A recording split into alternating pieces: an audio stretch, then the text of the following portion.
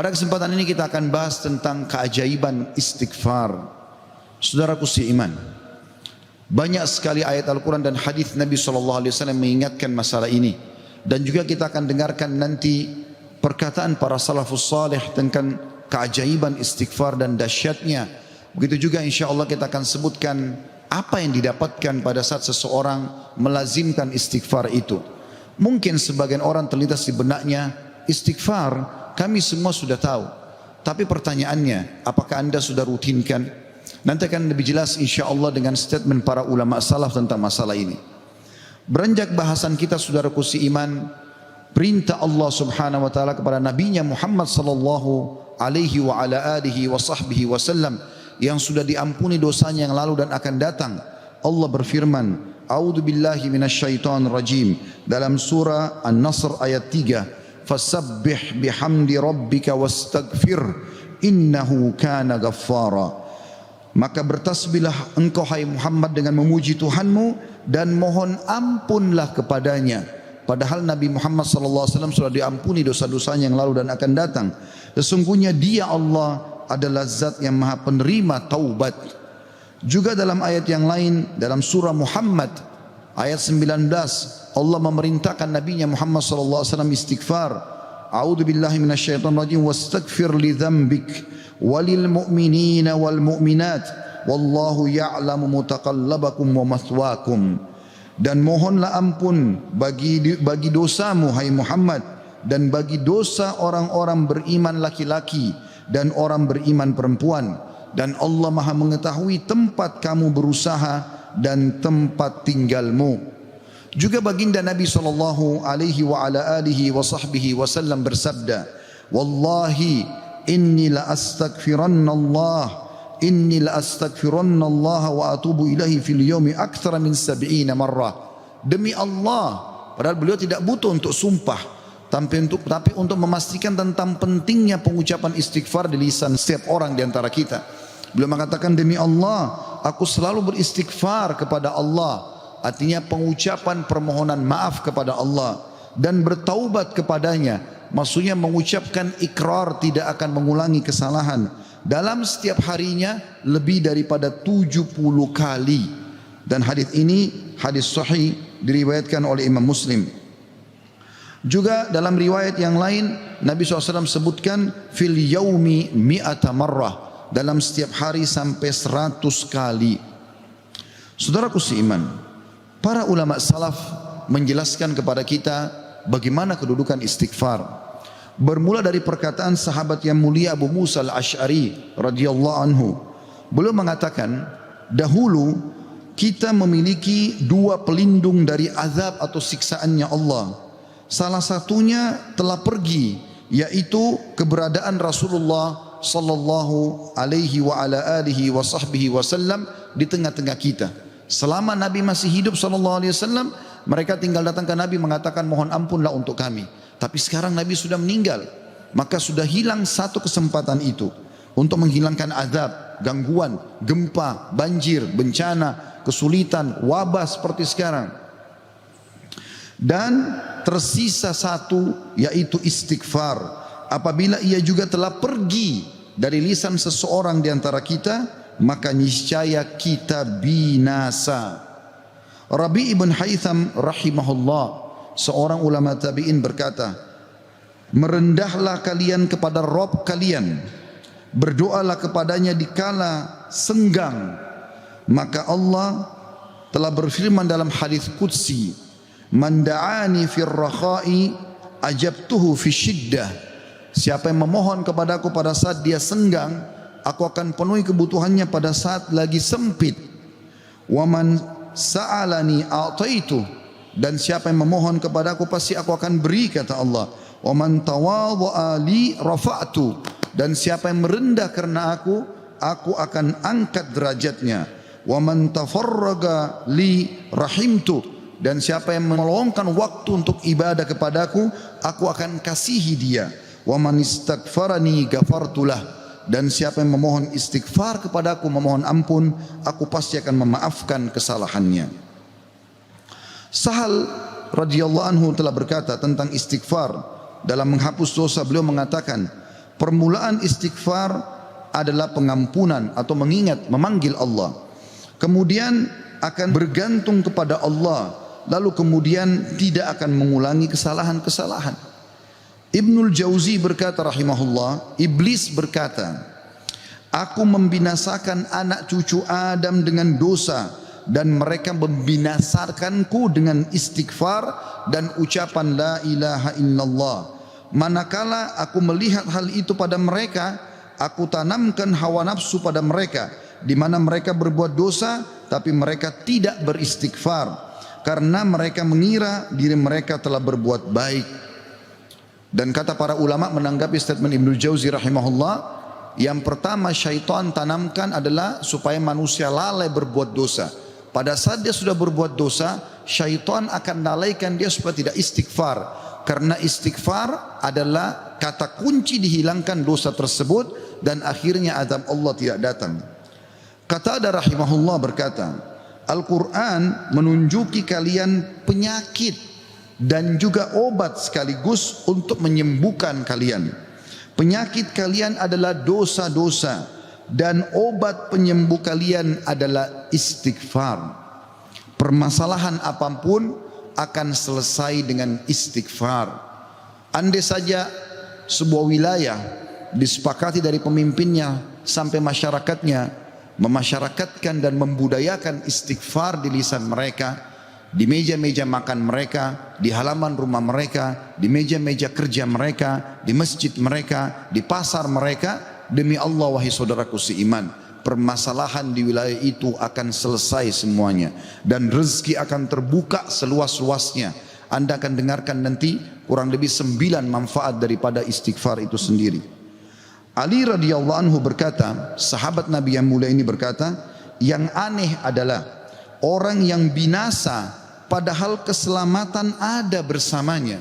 Orang bisa kena gempa, banjir, penyakit kronis, kemiskinan, kesusahan hidup. Kata Ali radhiyallahu anhu, yang aneh adalah orang yang binasa padahal keselamatan ada bersamanya. Lalu beliau ditanya radhiyallahu anhu, apa keselamatan yang Anda maksudkan? Kata Ali radhiyallahu anhu, istighfar. Beliau juga berkata, tidaklah seorang hamba diilhami oleh Allah subhanahu wa ta'ala untuk beristighfar, Allah tidak mudahkan lisan Anda mengatakan astagfirullah, itu saja. Kata beliau, kecuali Allah memang berkehendak untuk menyelamatkannya atau tidak mengazabnya.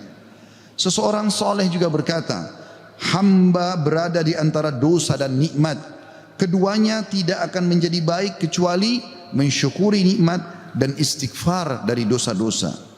Juga Luqman al-Hakim yang terkenal, Allah namakan surah Luqman atas namanya. Dia berkata kepada putranya, wahai anakku, Allah memiliki beberapa waktu tidak ditolak orang untuk meminta pada waktu itu, seperti antara azan dan iqamah, seperti sepertiga malam, saat hujan turun dan seterusnya. Maka perbanyak istighfar pada saat itu.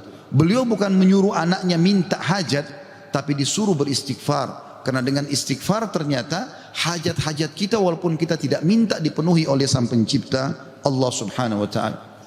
Ibunda mulia Aisyah radhiyallahu anha, Ummul Mukminin, berkata, tuba, kegembiraan, kebahagiaan bagi siapapun yang mendapatkan istighfar tertulis indah banyak di buku amalnya.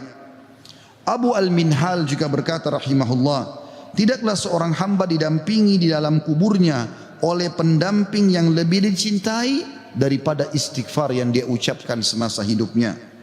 Al-Hasan Basri berkata rahimahullah, perbanyak istighfar di rumah-rumah kalian, di meja-meja makan kalian, di jalan-jalan kalian, di pasar-pasar kalian, di majlis-majlis kalian, karena kalian tidak tahu kapan ampunan akan turun. Seorang Badui berkata, siapa yang ingin menjadi tetangga kami di tanah kami, hendaklah memperbanyak istighfar, karena istighfar adalah awan tebal yang mengandung air atau hujan yang lebat, maksudnya rezeki. Andai saja kita fahami statement ini saudaraku seiman, mungkin beranjak dari Pak Bupati hafidhahullah, pemimpin wilayah Goa, semoga Allah jaga beliau, dan juga seluruh masyarakat Goa ini, apalagi kalau seluruh wilayah Indonesia bisa menanamkan ini, selalu saling berwasiat, pemimpin kepada masyarakat, masyarakat kepada seluruh tetangganya, setiap orang kepada keluarganya, ayo perbanyak istighfar. Setiap lagi diam, jangan cuma diam, astagfirullah wa atubu ilai, itu saja. Berapa banyak orang, tadi saya dapat informasi masyarakat gua kurang lebih kalau tidak salah 800.000. Kalau 800.000 orang anggap yang muslimnya misalnya 700.000 saja, semua beristighfar satu orang satu kali saja, ada 700.000 istighfar naik ke langit. Bukankah itu akan mendatangkan rezeki kepada kita? Bukankah itu pasti akan mengangkat wabah dan permasalahan yang kita hadapi? Demi Allah iya saudara. Jawabannya demi Allah iya. Tinggal anda mau amalkan atau tidak. Juga Bakar bin Abdullah Al-Muzani rahimahullah berkata, kalian banyak berbuat dosa, maka perbanyaklah istighfar. Karena seseorang kalau menemukan istighfar dalam catatan amalnya, pada setiap jarak 2 baris buku amalnya hari kiamat, dia akan senang melihatnya. Ibnu Taimiyah berkata, ini statement terakhir dalam perkataan salafus salih, saya akan masuk setelah itu keutamaan daripada istighfar itu sendiri sebagai penutup khutbah kita insyaallah. Ibnu Taimiyah berkata, fikiranku kadang-kadang terpaku kepada sebuah masalah yang sulit aku hadapi, enggak ada solusinya, maka aku beristighfar kepada Allah 1000 kali.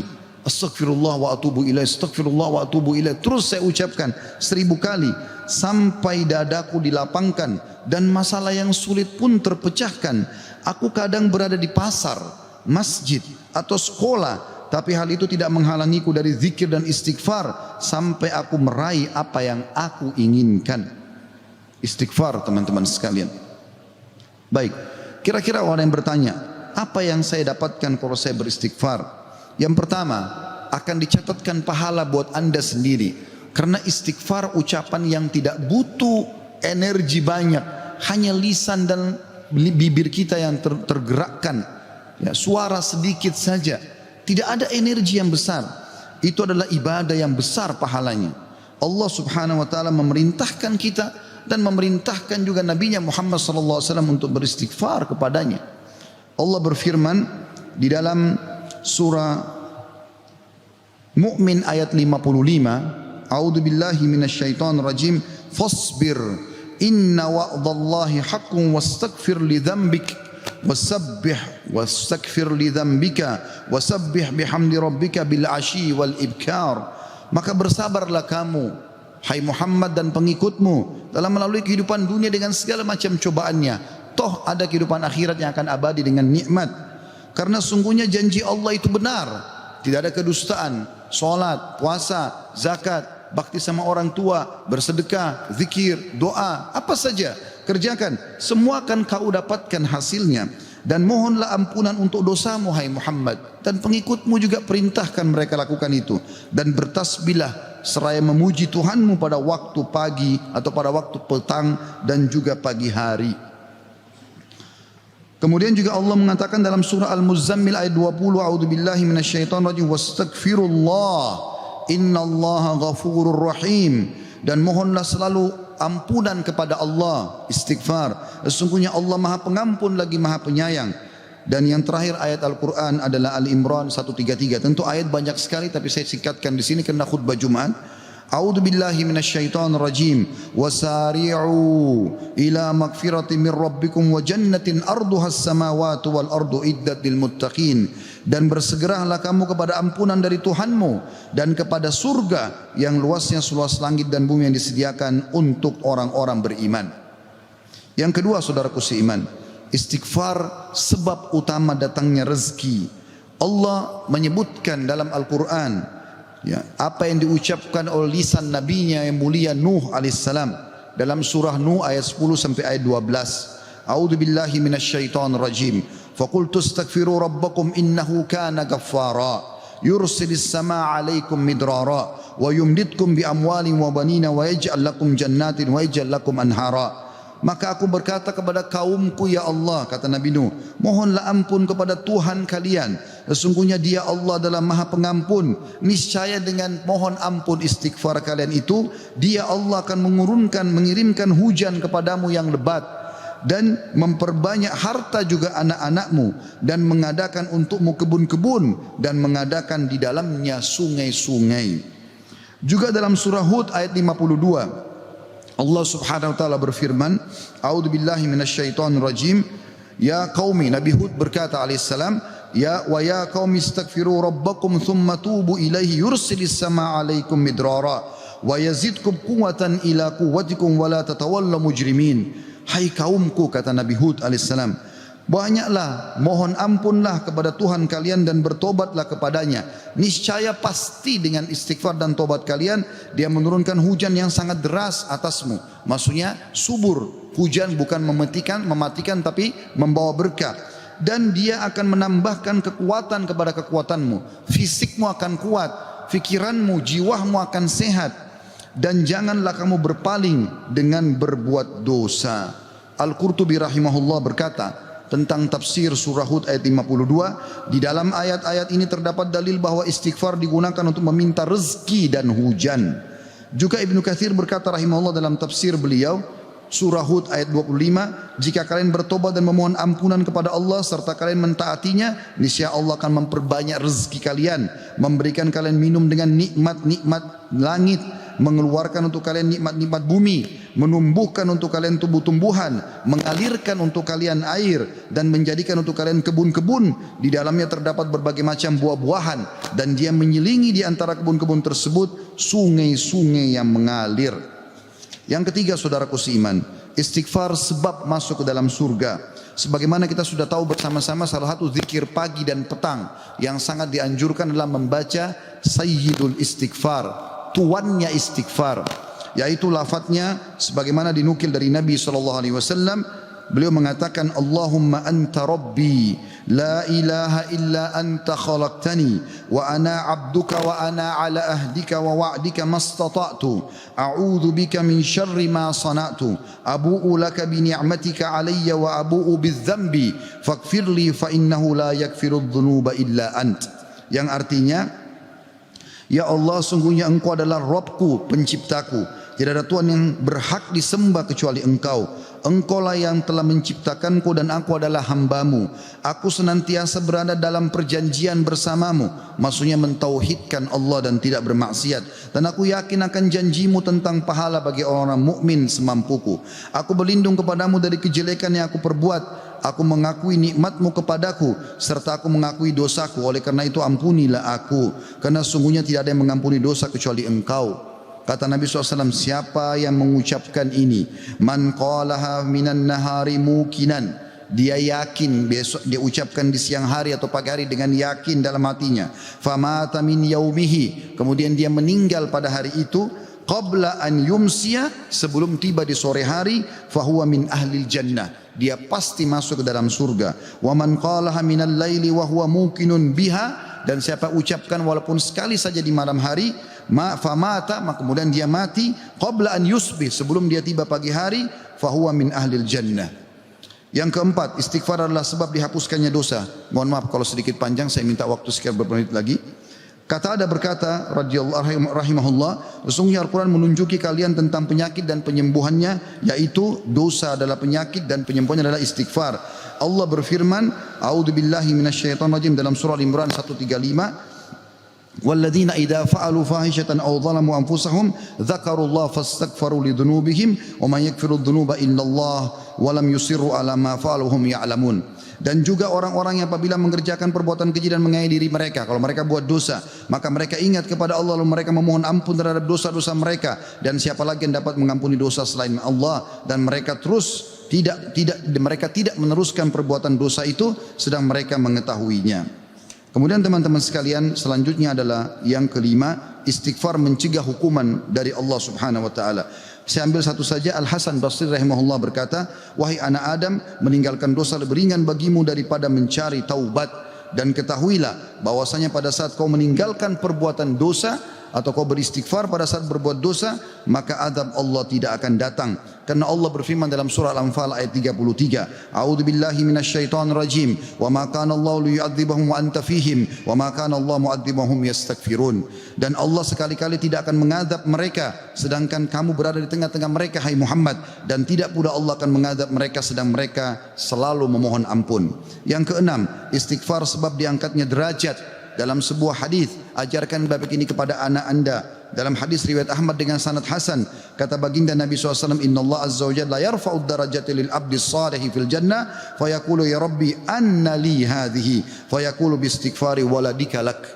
Sesungguhnya Allah yang maha suci dan maha tinggi mengangkat derajat seseorang hamba saleh di surga sehingga dia bertanya, yang sudah mati diangkat derajatnya tinggi di surga. Hamba ini bingung, dia tidak pernah merasa berbuat amal yang bisa membawa dia ke derajat itu. Lalu dia bertanya, wahai Rabbku, dari mana nikmat ini hamba dapatkan?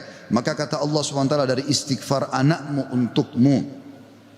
Yang ketujuh, istighfar adalah sebab disucikan hati. Sebagaimana Nabi SAW bersabda, Innal mu'mina idha adnama dhamban kanat nuqtatan sauda'u fi qalbihi.